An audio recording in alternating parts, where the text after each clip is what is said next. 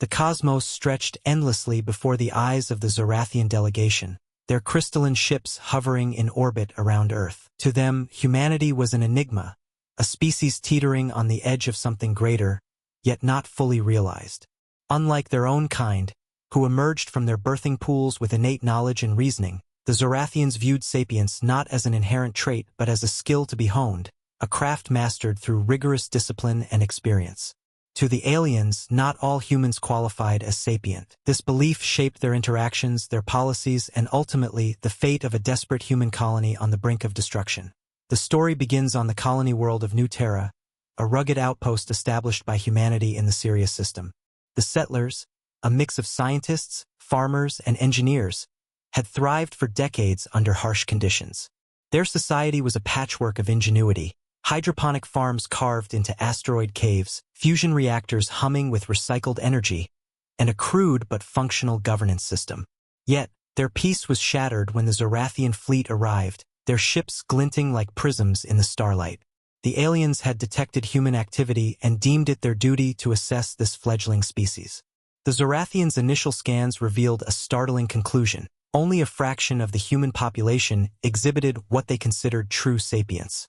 To them, sapience required not just intelligence or self-awareness, but a mastery of complex philosophical reasoning, emotional regulation, and interstellar ethics, skills they believed humans could learn but rarely achieved naturally.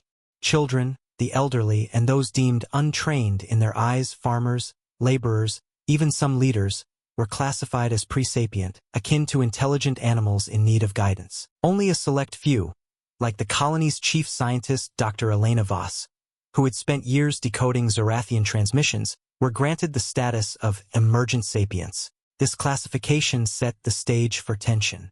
The Zorathians issued a decree. New Terra would be integrated into their galactic network, but only the sapient few would be permitted to participate in governance and interstellar trade.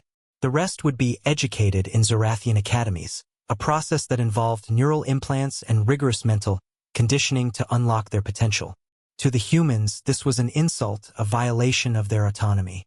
To the Zorathians, it was a benevolent act, a chance to elevate a species they saw as stunted. Dr. Voss, a woman in her late 40s with sharp gray eyes and a mind honed by decades of research, became the colony's reluctant liaison.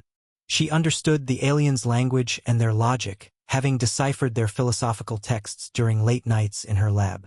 Yet, she bristled at their assessment. Sapience isn't a badge you earn, she argued during the first diplomatic meeting, her voice steady despite the alien council's towering, faceted forms. It's who we are, messy, instinctive, and alive. The Zorathians, their voices a harmonic chime, countered that instinct without discipline was chaos, and chaos could not govern a galaxy. The colony's plight worsened when a rival species, the Thulari, attacked. The Thulari, a warlike race with biomechanical ships, saw New Terra as a strategic foothold. Their assault began with a barrage of plasma torpedoes, reducing the colony's outer defenses to molten slag. The human settlers fought back with makeshift weapons, lasers jury-rigged from mining tools, drones piloted by volunteers, but they were outmatched. Desperation set in as the Thulari closed in, their ships looming like predators over the colony's fragile domes. In their hour of need, the settlers sent a distress signal, a garbled plea broadcast on every frequency. The Zorathians, observing from orbit, debated their response. Their protocols dictated that only sapient beings warranted aid, and the majority of New Terra's population did not meet their criteria. Dr. Voss, leveraging her status, pleaded with the Alien Council. "If you see sapience as a skill, then let us prove it under pressure," she said, her hands trembling but her resolve firm. "Help us fight, and you'll see what we're capable of." The Zorathians relented, but with conditions. They would deploy a small contingent of their crystalline drones to assist, but only if the humans demonstrated coordinated strategy, a hallmark of sapience in their eyes. The colony's leaders, including Voss and a grizzled ex-military engineer named Captain Raul Mendez, rallied their people. Mendez, despite his lack of formal education, had an intuitive grasp of tactics, honed from years of surviving asteroid storms. Together, they devised a plan: lure the Thulari into a narrow asteroid field where the Zorathian drones could ambush them. The battle was chaotic. The Thulari ships, massive and armored, barreled into the field, their sensors blinded by the dense rock. Human drones, piloted by teenagers who had never left the colony, darted between asteroids, planting explosives. The Zorathian drones, sleek and silent, struck with precision, their energy beams slicing through Thulari hulls.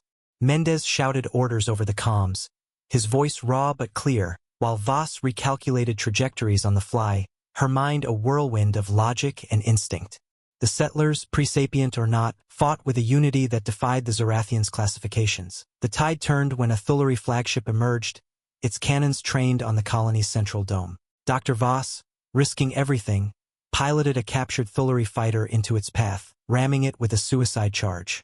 The explosion lit the asteroid field, and the remaining Thulari fled, their invasion thwarted. The colony survived, battered but intact. In the aftermath, the Zorathians reevaluated their stance.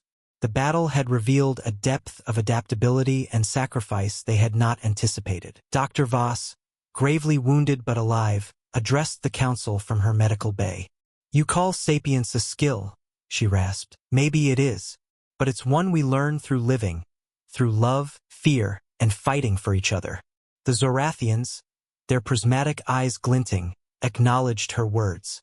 They lifted their restrictions, granting New Terra full status as a sapient ally, though they continued to offer educational programs, now optional. The story spread across human colonies and alien worlds alike. On Earth, philosophers debated the Zorathian perspective, some embracing it as a challenge to evolve, others rejecting it as arrogance. On New Terra, the settlers rebuilt, their bond with the Zorathians growing into a cautious alliance. Mendez, once deemed presapient, led the defense forces, his instincts now recognized as a form of wisdom.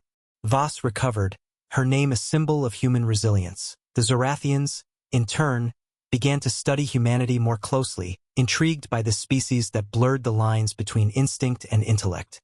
They observed children playing in the colony's new parks, elderly farmers sharing tales, and engineers innovating with salvage tech. Perhaps, they mused, sapience was not a single skill but a tapestry woven from many threads. Some learned, some innate, all human. As years passed, New Terra flourished, its people proving their worth in trade and diplomacy. The Zorathians, once aloof, invited humans to their academies, where the two species exchanged ideas. The Thulari, chastened, avoided the region, their defeat a warning to others. And in the quiet moments under Sirius's twin suns, the settlers whispered of the day they defied an alien definition, proving that sapience, however measured, was theirs to claim. The tale of New Terra became a legend, a testament to humanity's tenacity. The Zorathians, with their crystalline logic, had sought to teach. Instead, they learned, for in the crucible of survival, humanity revealed that sapience was not just a skill to be mastered. It was a fire that burned within, fueled by the will to endure.